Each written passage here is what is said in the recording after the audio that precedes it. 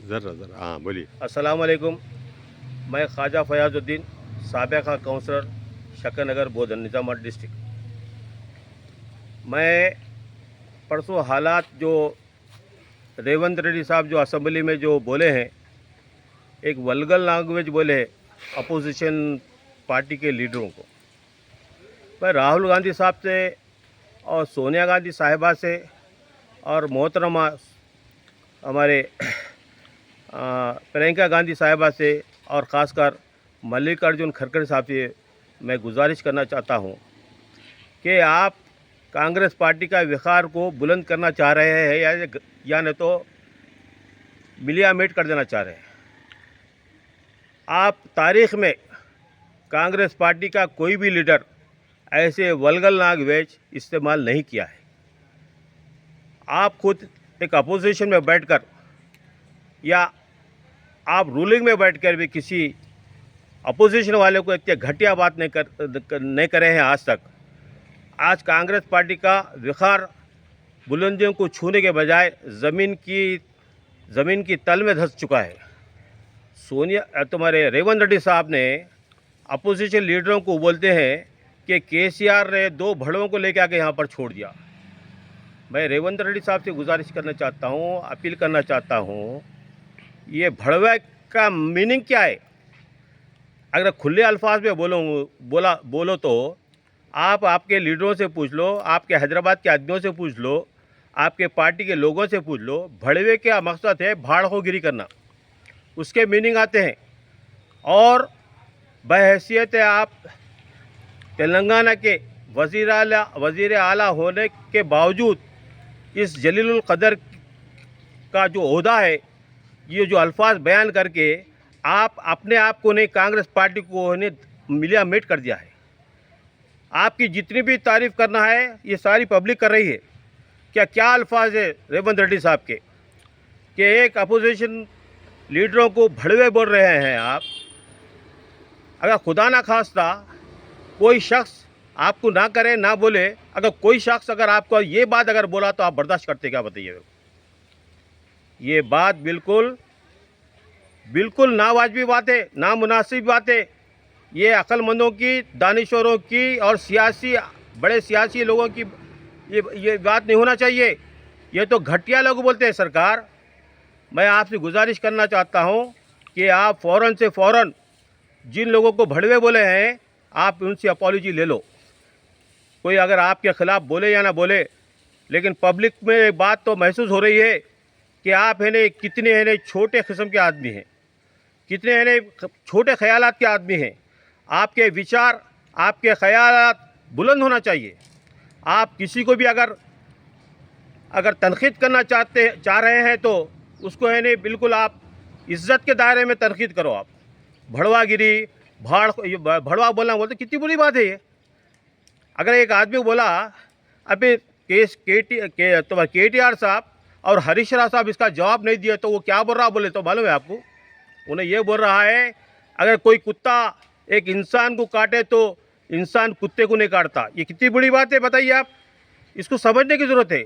उसके अलावा आपके ऊपर मैं बात बोलना चाह रहा हूँ कि आप नए आप स्कीमात है लेके आ रहे हैं। अभी 50,000 की स्कीम जो बेवा औरतों को देने के लिए आप एक स्कीम लेके आए हैं। 2 महीने पहले भी ये स्कीम लाई गई थी, फिर 2 महीने या 3 महीने ये स्कीम लाई गई थी, फिर वो क्यों बंद कर दी गई है? फिर आप अब फिर उसको लेकर आने की वजह क्या है? अजी सरकार, मैं आपको बोलना चाहता हूँ, जो आपके इंतखाबी वादे थे वो वादे के ऊपर जो स्कीमात को देने की तो जो ये था वो अमल करो ना। उसको 1 तोला सोना कहाँ है साहब? गैस के ऊपर सब्सिडी कहाँ है साहब? 2000 से 4000 रुपये पेंशन बढ़ाते बोले वो कहाँ है साहब?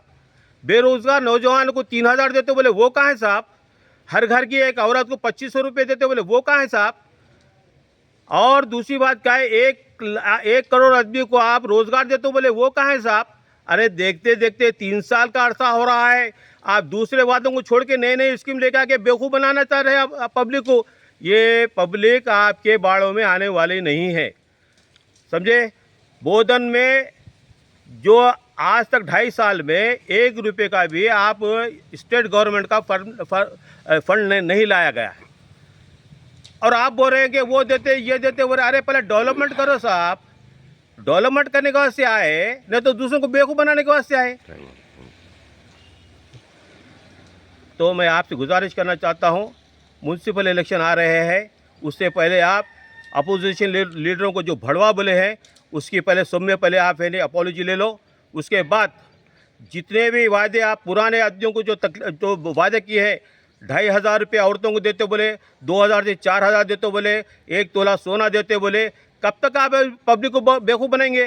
पहले उसका अमल करो, उसका अमल करने के बाद फिर वोट मांगने के वास्ते आओ। आपको सबक सिखाने वाली है, आपकी ये आवाज़ भी वल्गर लैंग्वेज को भी पब्लिक समझ रही है, आपके रवैये को भी समझ रही है, आपके डेवलपमेंट को भी समझ रही है। आप तो अरे आप वार्डों में है नहीं, कैंडिडेटों से नहीं, आप इन्हें मोहरम दला लेके वोट लेने की कोशिश कर रहे हैं। आप कौन डालेगा साहब आपको? मोहरम अंदाजी करके नहीं आपको नहीं वोट मांगने की आपको ये कर रहे हैं, यानी जो कैंडिडेट है नहीं खड़ेने वाला है उससे आप इन्हें वो मोहरम अंदाजी करवा ले रहे हैं। आप तो कुछ डेवलपमेंट नहीं कर रहे हो, आपके पास ताकत भी नहीं है, आपके पास पैसा भी नहीं है। मैं ये गुजारिश करना चाहता हूँ कि आप जो भी कर रहे हैं पहले पुराने वादे को तकमील करो, फिर दूसरों को फिर बात तकमील करने के बाद पब्लिक को ये इत्मीनान होता है कि वाकई कांग्रेस पार्टी जो वादे इंतखाबी वादे के लिए उसको अमल करी है। पुराने वादे पेंडिंग में है, नए वादे बोलते जा रहे, नए पुराने वादे पेंडिंग में है, नए वादे बोलते जा रहे। तो ये सब बेवकूफ़ बनाने की बात मत क्या करो। पब्लिक अच्छी तरह जानती है कौन कितना होशियार है, कौन कितने पानी में है, ये सब पब्लिक जानती है।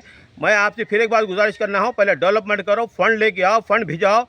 एमएलए साहब से गुजारिश करना चाहता हूँ, खाली फिरने से फ़ायदा नहीं है। एमएलए साहब, सुदर्शन रेड्डी साहब, आपकी तरफ से बोधन तबाह हो गया, निज़ाम शरीफ फैक्ट्री तबाह हो गई। आप ही एक वाहिद साहब है, निज़ाम शरीफ फैक्ट्री दो ही लोग हैं, एक चंद्राबाबू नायडू, दूसरा पी सुदर्शन रेड्डी साहब। पी सुदर्शन रेड्डी साहब जिस वक्त फैक्ट्री प्राइवेट हो रही थी उस वक्त पी सुदर्शन साहब यहाँ के एमएलए थे। अगर उन्होंने चाहते तो यहाँ की फैक्ट्री प्राइवेट नहीं हो सकती थी। यहाँ का जो गंगाराजू गोपाराजू जो है, जो फैक्ट्री को लीज पे लिया था ना, उन्हें 100 एकड़ ज़मीन के ऊपर आज कब्जा करके रजिस्ट्रेशन करवा लिया है। और वो 100 एकड़ ज़मीन के कितने पैसे होते मालूम है? निज़ाम शरीफ फैक्ट्री के जैसे 2 फैक्ट्रियाँ तैयार होते, उस ज़मीन को आज बेचे तो मधु मालंचा के सामने की ज़मीन उन्होंने रजिस्ट्रेशन कर लिया, डाक बंगले में रजिस्ट्रेशन कर लिया, और तुम्हारे 7 पुल के जो ज़मीन है वो रजिस्ट्रेशन कर लिया, और तुम्हारे नरसापुर की रोड के सामने 100 एकड़ ज़मीन कौड़ियों के दाम में उन्हें खरीद लिया है। अगर आज उसकी कीमत निज़ाम शरीफ फैक्ट्री के 2 फैक्ट्री तैयार होते वैसी यानी उतना माली हालत की यानी ज़मीन ले लिया है, और आप खामोश बैठे हुए। आप कितने साल से हैं? 40 साल से सियासत में है। अस्करो बोला। तो मैं गुजारिश करना चाहता हूँ कि आप पहले फंड लाइए, फिर बाद में आवाम के सामने जाके वोट मांगिए। खाली धंधा खाली जो बोलते चलने वाला नहीं है, खाली बातों में बेवकूफ़ बनाने से पब्लिक बेवकूफ़ बनने वाली नहीं है। पब्लिक बहुत होशियार हो गई। आज का छोटा छोटा बच्चा कंप्यूटर चला रहा, आपकी बातों में आने वाला नहीं है। इतना कहते हुए मैं अपनी बात को ख़त्म करता हूँ।